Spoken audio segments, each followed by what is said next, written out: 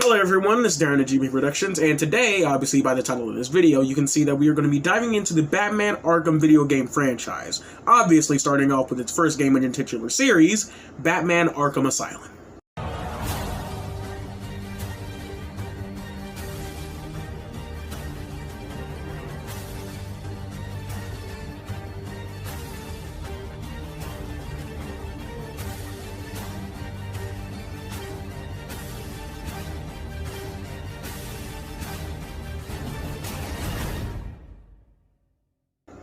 Batman Arkham Asylum was released 12 years ago in 2009, to almost universal praise amongst critics, casuals, and fans alike. Part of that I feel is due to the point in time that this game was released in.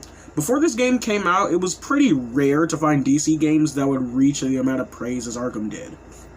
On Marvel's side, you had games like Ultimate Alliance and your Spider-Man tie-in games and whatnot.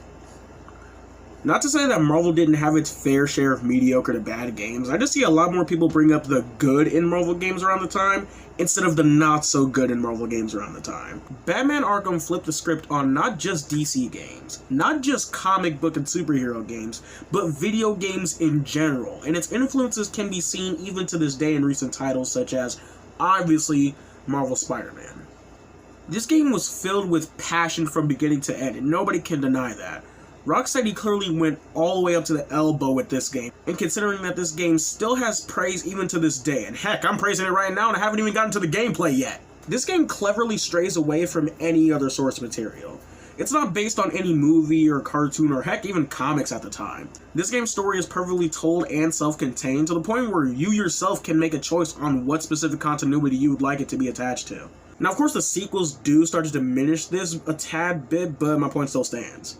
I love it when stories don't have to be tied down by another existing continuity and just have free range to exist on its own. Its story is so delightfully simple, Batman being trapped in Arkham Asylum by the Joker as well as other famous Batman rogues in a single night full of carnage, chaos, and mayhem. Having this game set entirely in the Asylum was a genius idea. Not only does it provide a ton of story potential, it also gives off such an eerie and claustrophobic vibe to it. It brilliantly sets itself apart from the later games in the series, all being these open world areas and cities and whatnot. I still admire this game in particular for giving us such an intense atmosphere being stuck in this asylum and Arkham Island in general. The level design in this game is astonishing. Even though it has a bit of an enclosed feeling, there is still a ton of room to explore and investigate the island and the asylum itself. Most infamously being the hidden room in the Warden's office, which hides a little Easter egg hinting at the creation of Arkham City. It also gives us a lot to admire when it comes to the layouts with the villains and their domains at various locations and set pieces. Among Batman's various iconic villains such as Bane, Harley, Croc, Scarecrow, Poison Ivy, kinda, sorta, Riddler, and of course the Joker. Crazy enough, even though this story does have a vast array of characters at its disposal, none of them really feel tacked on or shoehorned in. Each and every one of them have a bit of significance to the overall plot, and thankfully don't come across as too fan-servicey. This game is also perfectly cast, most notably with the inclusion of Kevin Conroy as Batman, Mark Hamill as the Joker, and Arlene Sorkin as Harley Quinn. These inclusions alone just raise the bar significantly, and they make the brilliant choice of getting these three voices in particular, because in general these are almost the go-to voices for almost any Batman story you could tell. They are each done perfectly, especially Mark Hamill as the Joker. There is a reason why so many people say he's the best at voicing the clown Prince of Crime. Most notably throughout this game and future entries, you are laughing with the Joker as well as shitting your pants at him. Mark and as well as Troy Baker, I feel perfectly tackle both sides of that particular spectrum. Now on the topic of the villains, this could be the right time to bring up the one issue I have with this game in particular, that being the boss fights. The boss fights in this game range from mediocre at best, and at its worst, it's just really bland. I mean, I had a little bit of fun with Poison Ivy's boss fight, and the Scarecrow Nightmare sections were trippy as hell, but everything else was just kinda meh. Bane was just a standard Titan fight. I wouldn't even consider the sections with Croc a boss fight. Everything else was just pretty meh, especially the final Titan Joker boss fight. Now, to quickly touch on the Riddler and his overall inclusion in the Arkham franchise for a second, so that I don't have to bring it up later. Now, I love the Riddler.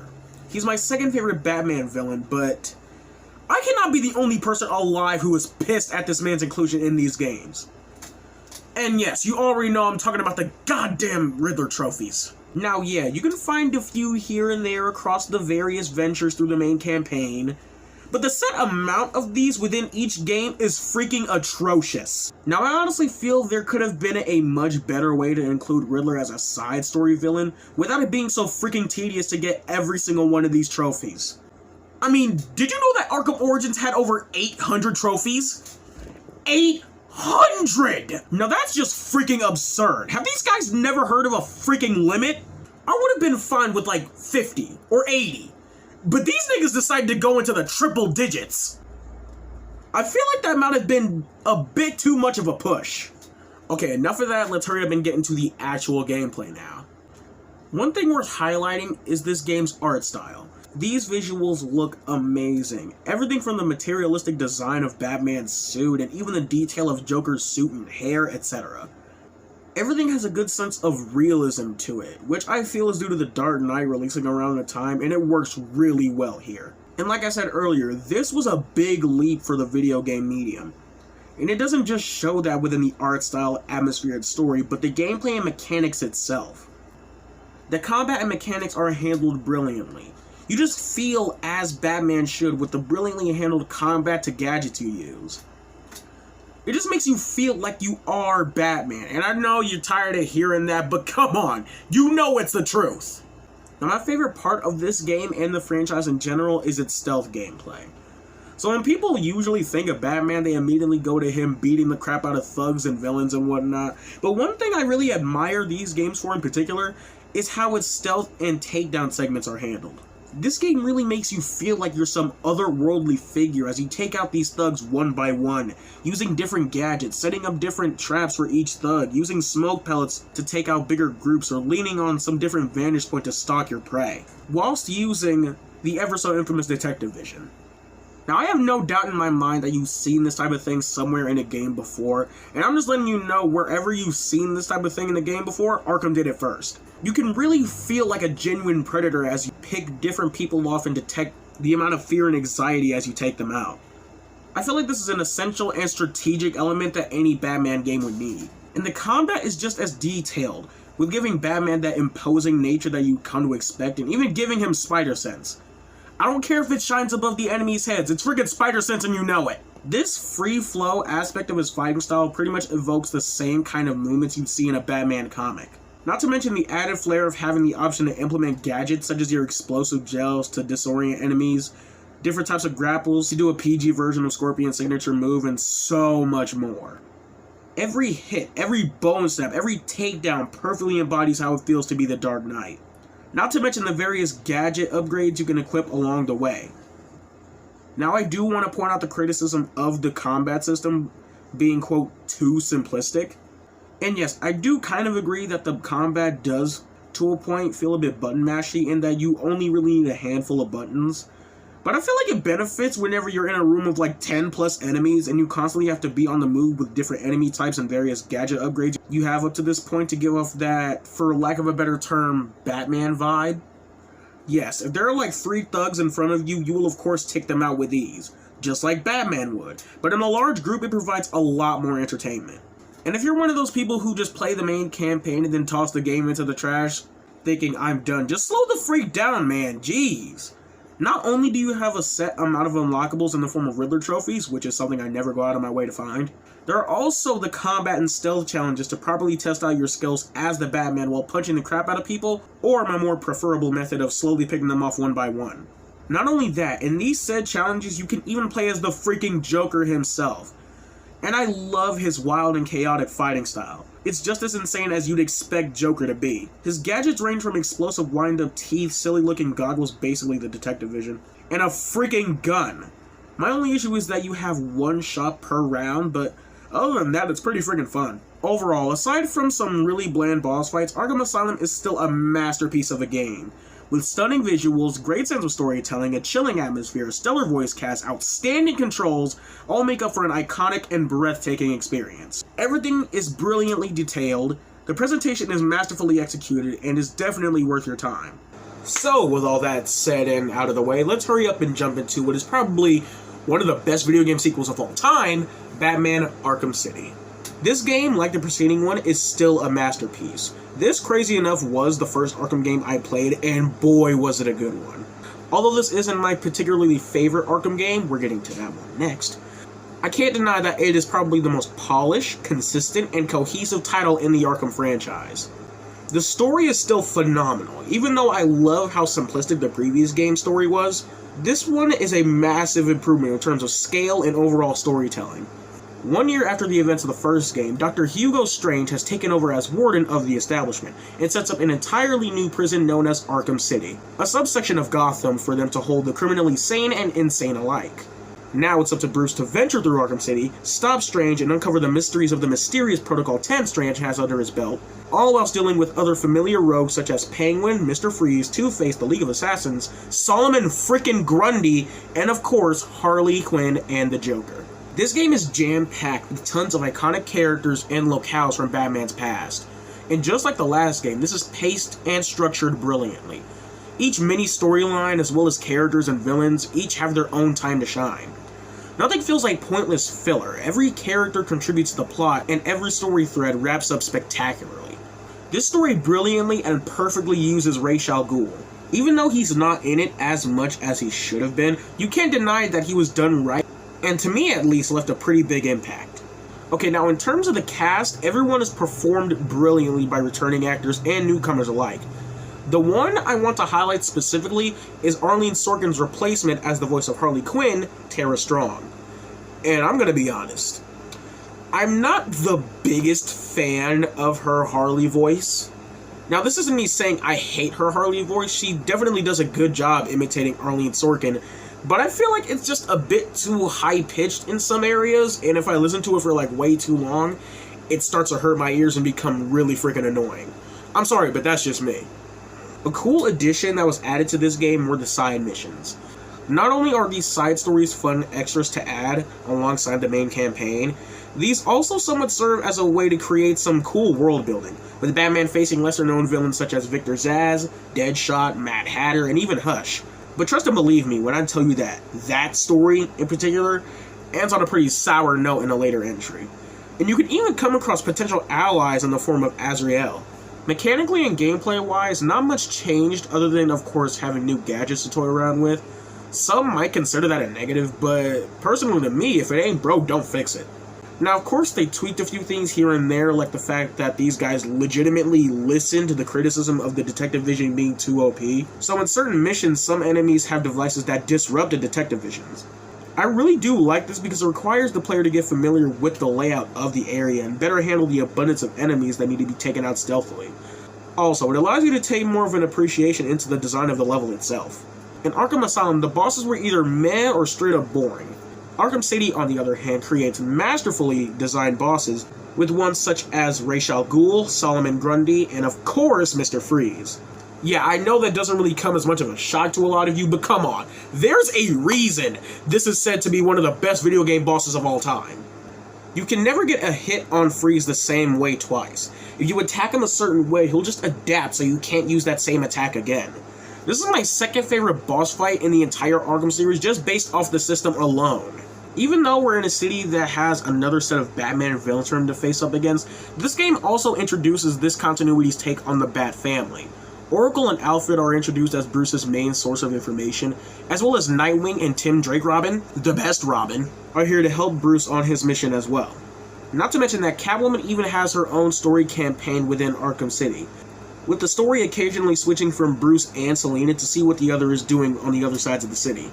Like Joker in the previous game, Selina has her own set of weapons and a different fighting style and traversal system. Another added character is actually being able to play as Tim Drake, the best Robin, in the Harley's Revenge DLC, where Tim has to find Batman, who's been kidnapped by Harley Quinn as an act of revenge for Joker's death.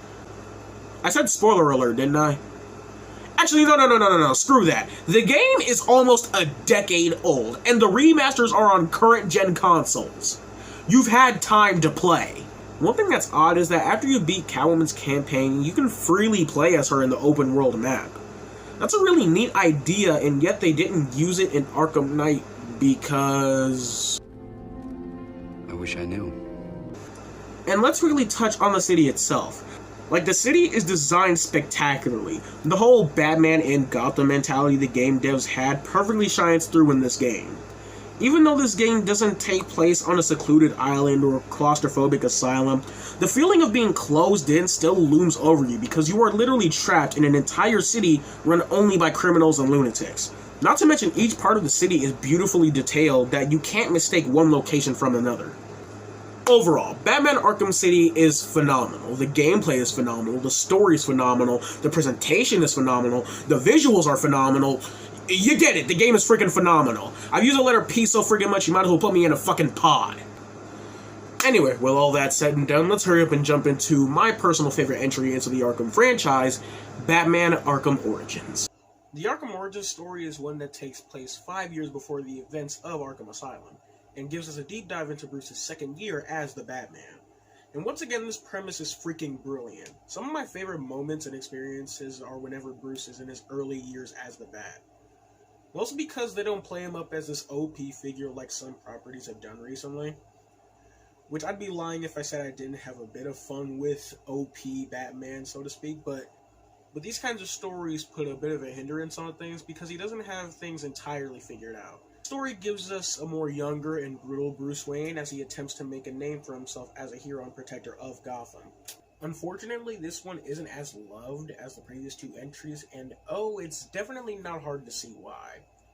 I mean, thinking about it realistically, not much changed from Arkham City going into this game, and it retains some of the basic elements from Arkham City, but other than that, I still really love this game and stand by the fact that it is my favorite in the Arkham franchise. And if I'm being honest, about 50% of my admiration does come from the game's story. This game does a perfect job at showing Batman at his best, being this fear-inducing beast of a man. It also serves as a proper deep dive into Bruce as a character and his relationship with the people around him. People like Alfred, Gordon, Barbara, Joker, and even minor characters like the Assassins.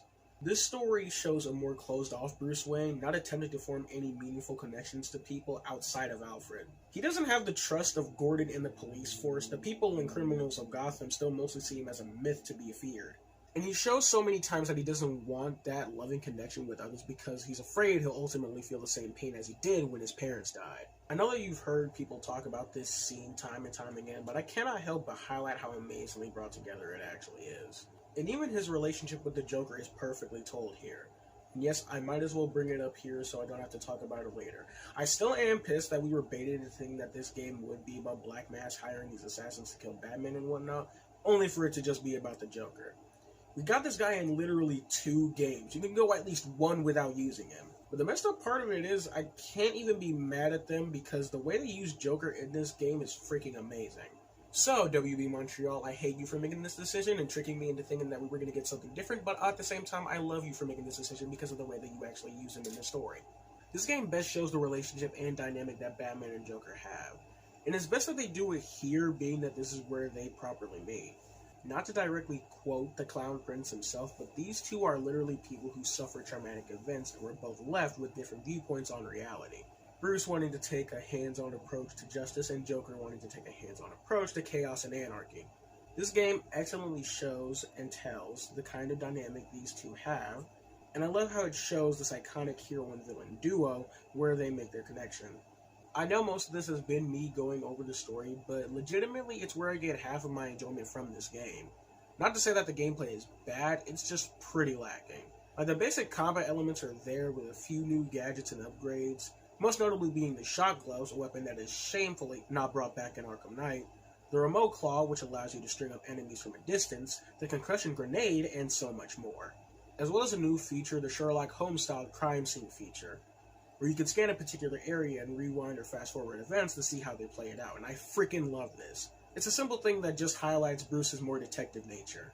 Not to mention the new enemy types they add in, like the martial artists. These guys are a giant yet fun pain in the ass, because they require you to think on your feet instead of pressing the counters over and over and over again. And sometimes you'll even need to implement multiple counters at once. Not only that, but the bosses in this game are freaking phenomenal. My 2 favorites are the Copperhead and Deathstroke boss fights. Deathstroke's fight in particular being my favorite boss fight in the entire Arkham franchise. Because much like the martial artist, you actually have to focus and get into the fight instead of mashing counter over and over again. And the added spectacle of seeing these two go at it is enough to keep you visually interested for the entire duration of the fight. And just to be an asshole, he'll even throw in his own gadgets to disorient you as well. This game technically is the Arkham series' first attempt at putting Batman in the meat of Gotham City. Not an asylum, not Arkham City, just plain old Gotham City. And especially compared to the last two entries, it's not all that impressive.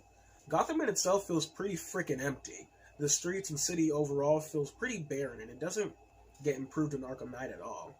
The most hope we have for an alive Gotham City in a Batman game is Gotham Knights, which, at the time that I'm recording this, hasn't come out yet. And not to mention the overall city feels pretty samey in terms of overall design. Not a lot of places stick out as opposed to locations in Arkham City, and that's honestly really disappointing. One added choice I do love is having this game set around Christmas time. Because, I don't know, having superhero stories set around the holidays always just felt so cool to me. Not to mention Batman stories are pretty synonymous with the holidays. The voice cast in this game is great as well. Considering that they couldn't really get the big guys like Kevin Conroy and Mark Hamill for this game, they temporarily brought in Roger Craig Smith, yep, Sonic the Hedgehog himself is voicing Batman, and Troy Baker, Joel Miller himself, as the Joker. And these guys do such a good job at voicing these two characters that if Conroy and Hamill were to retire from the Bat and the Clown respectively, I would honestly trust these guys to give a good performance in their absence. Overall, Arkham Origins serves as a serviceable follow-up to its predecessor, with a decent amount of originality, an amazingly told story, stellar boss fights, and blatantly I feel is really worth playing. Okay, so let's say goodbye to this little series once and for all with its admittedly disappointing final entry, Batman Arkham Knight. Okay, before I really get into this, I can't help but stress badly enough that this is not a bad game. Technically, this is the Batman game of all Batman games. The Batman game that all of us have been waiting for. But to me personally, and for a bunch of other people, this is a bit of a step down from what we previously got with Arkham City. Mechanically and graphically, this game is damn near perfect. Most of it feels like a natural evolution on what we originally got with the previous two Rocksteady games, whilst also adding a few new additions, some good and some overused, that make a bit of a downgrade. Not a massive downgrade, but a downgrade nonetheless. The story and opening cinematics are beautiful. The rain pouring down on the city, the graphical quality on all the people roaming the streets, the music, the camera angles, all makes for an absolutely amazing start for the final entry in this series. The story feels a heck of a lot more ambitious than the previous games, with it being much longer and adding way more to the table, and this isn't necessarily a good thing in my opinion. I can understand them wanting to make the story way more grand than the previous two, but unfortunately it was poorly executed. There are a lot of weird continuity errors, dumb character writing, really obvious story beats that you can see coming from a mile away, and just a lot of weird shit in general. First off, Jason Todd in the lead up to this game, of course, was discussed in a lot of theories about who the new mysterious identity of the Arkham Knight would be. And the idea of the Arkham Knight itself is freaking genius, making your own original character for the story of this universe, effectively adding another possibly interesting character to the lore of Batman. But it's all ruined with these out-of-nowhere flashbacks to Jason Todd being tortured by Joker in the Arkham Asylum. And the more it goes on, the slowly you start to piece together who the identity of Arkham Knight really is before the big reveal even happens. At some point it becomes less of a twist they are anxiously trying to get to, and more of a tedious ride-along where you're waiting for them to reveal it to you. Jason was never brought up or hinted at in the previous games, so just having him randomly brought up here and there throughout this game makes it way too obvious. And when we do get the reveal and it's all out there, Jason just feels like a poor and inferior version to his normal Red Hood counterpart. He's bent on killing Batman, even though he has several chances to do so, and comes off as a whiny man-child half the time. And they try to make it feel triumphant in the end when he saves Bruce, and all it honestly got was a, oh shit, it's Jason! Alright, that's cool. And gives us no interest in Jason's character beyond just being an obvious twist. And the supposed reconciliation and sorrow that Bruce feels for Jason comes across as extremely half-assed. But I'll get into Bruce's character later. Also, Joker. Again? Really? We just had 3 games with this guy, and once again, you tease us with Scarecrow being the main villain, only to pull the old bait and switch and say, nope, Joker was the main villain all along. Look, there are other interesting Batman villains than just the Joker. When you constantly integrate him into the stories, you're pretty much sidelining a majority of Batman's most popular rogues gallery, who barely have a chance to shine. And Batman has one of, if not the most popular rogues gallery in all of comics, and that makes it even worse. Even the way they brought him back is convoluted as shit. But another messed up thing is, I can't even entirely hate it, because Mark Hamill is freaking fantastic as the Joker. I hate that he's here, but I also love that he's here because he's given such hilarious commentary on things going on. Sometimes it does break the immersion and tension, but other times you just honestly can't help but to laugh your ass off. Oh, and remember that side story in Arkham City that hinted at Hush having a major role in the next upcoming game? Well, I hope you were prepared for disappointment in the form of a quick and boring side mission. Oh, and Scarecrow and his entire plan, I should say, is just confusing beyond all types of comprehension. I'm going to ask you something, and I want you to genuinely think about this before you answer. What exactly was Scarecrow's plan in this game? He wants to rule Gotham City. Simple, standard villain bullshit. Okay. Oh, but he also wants to tear down the image of Batman and all he stands for. Alright. I can imagine those two coinciding with one another. You still got me. But he also wants to use the Cloudburst to destroy Gotham City and make it a nightmarish landscape. Okay, I'm sorry, what? Whilst also claiming he wants to rule Gotham City as his own. Do you see how some of that shit kind of starts to contradict itself? Okay, and what else is there? Oh yeah, Batman. Why the hell did they make Batman the dumbest character in this entire story? Not only do they have him make stupid decisions constantly, they always force him to give this winded speech to his friends on how this is the last night they have together and whatnot. And most of the time, it kind of seems dumb depending on which order you do things in. If you completed the main story after you did the side missions, then there is some merit to it. But if you completed the side missions before you did the main story, you're kind of left to wonder why this particular night is as grand as Bruce is making it out to be. And the ending I find is unimaginably dumb. It all relies on getting Batman without his utility belt into Arkham Asylum, where Scarecrow has Jim and Tim held hostage. And it's not like Scarecrow has the entire place run with like his militia or whatever.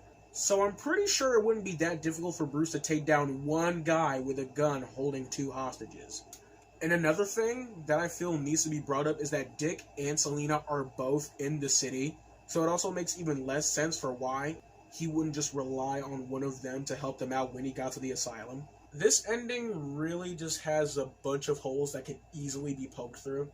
They're trying to make it seem like this story is pushing Batman to his absolute limits when it honestly isn't. And they somehow make Batman as uninteresting as a protagonist as possible. He's as dull as he can be. They make him feel like a suicidal moron. And it generally just feels like the writers were more focused on ending the story rather than just actually giving us a story that was worth ending on. Okay, story stuff aside, let's get into the actual gameplay. Mechanically, almost everything in this game feels like a natural progression from where we previously took off. Most notably, stealth. Once again, you have a variety of gadgets to use at your disposal. You can use a remote that can disable nearby drones. You have this new voice modulator that you can use to direct enemies to points that you want them to be. That one might be my personal favorite. Just the stealth overall in this game is probably my favorite out of the entire Arkham series, due to the variety of gadgets that you can use, and once again, just by how fun it is to pick off your victims one by one. One new mechanic that is interesting, to say the least, is without a doubt the multi-takedown move. You can fill up your fear meter by doing one or two takedowns, and once you charge it up completely, you can do the multi-takedown move to knock out many targets at once. Now, while this move is pretty cool, it's not as innovative as I'd hoped it to be, because it makes stealth a bit of a cakewalk. All you really have to do is take down one or two solo enemies, find a lot of enemies for you to multi-takedown, then use a smoke pellet, and then boom, you're gone. Again, I have to reiterate, it is a really fun move to use, but as a whole, it just kind of oversimplifies the stealth for me a little bit. I also like to point out that this city is still empty as hell, and I already know there's a story reason as to why civilians aren't in the city. Like, Darien, this city was evacuated when Scarecrow took over. Okay, I get that, but I feel the need to remind you that this game's story takes place within a single night. As in, you mean to tell me that they got everyone out of an entire city composed of 3 whole islands? You mean to tell me that they got everybody out in, what, less than 5 hours? I don't know, I just don't buy that. The combat is pretty much the same with a few new added additions of being able to take down enemies in several different ways while you're in a massive brawl. You can pick up random weapons they drop and use it against them. And what's really freaking cool is that when you're fighting alongside other characters, you can do this double takedown move and even play as them for a little bit. Not just that, there are also several enemies that can revive fallen ones. They have to be able to take them out alongside with the others. And it's a nice bit of added difficulty. I feel the traversal in this game is also the most fun that it's ever been because the grappling boots gets a massive upgrade in terms of speed and how far you can take it. But that also leads into this game's most infamous conclusion, that being the Batmobile. Now, the Batmobile mechanically is not terrible in this game. Oh, it's far from bad mechanically. This thing is freaking perfect, but my god is it overused. In terms of traversal, it's probably my more preferable take than the grapple boosting. I don't know, just driving around the city is so fun with the Batmobile. It definitely feels more immersive within the city and you being Batman in general. My issues with it come from when they constantly force you to be stuck in the vehicle. There are countless missions, side missions, where it is mandatory that you have to be in this car at all times. Most of the stuff that you did normally in previous Arkham games for some reason, they make it mandatory in this game that you have to use the Batmobile for most of it. And especially the tank battles. The tank battles, I feel, are fun some of the time, but they really do overstay their welcome. I know people have clowned on this before, but the tanks are manually controlled. Arkham Knight and Scarecrow could easily win this by just putting guys in the tank so Bruce won't just blow them the fuck up. There are just so many points when the Batmobile is forced upon you, to the point where the first time I ever played this game, I stopped because I was stuck during the Cloudburst area where they sent like damn near 15 drones after you. I'm not even kidding when I tell you that when I got to that part, I stopped playing the game for like damn near 4 months on end. Until I was randomly searching through some of my old stuff and I found it, I popped it back in, and I saw this on my screen and I immediately was fed up. How the hell am I supposed to take these stealth missions seriously when I'm quietly sneaking around in a giant-ass death machine? I have a lot more enjoyment in revisiting and replaying the previous Arkham games because those ones aren't gradually dragged out by the usage of the Batmobile. The Batmobile isn't something that ruins the game entirely or should have been removed in general. I just wish it was used a bit less than it was during the entire thing. Hell, you really want to know how gratuitous these tank battles get? Deathstroke is in this game. And of course, if you've been paying attention, you would already know that the Deathstroke boss fight from Arkham Origins is my favorite boss fight in the entire Arkham franchise. And in this game, we don't even fight him head-on, we fight him in the stupid tank! And while I'm on the topic of the boss fights, they aren't really anything to behold either. Firefly's in this game.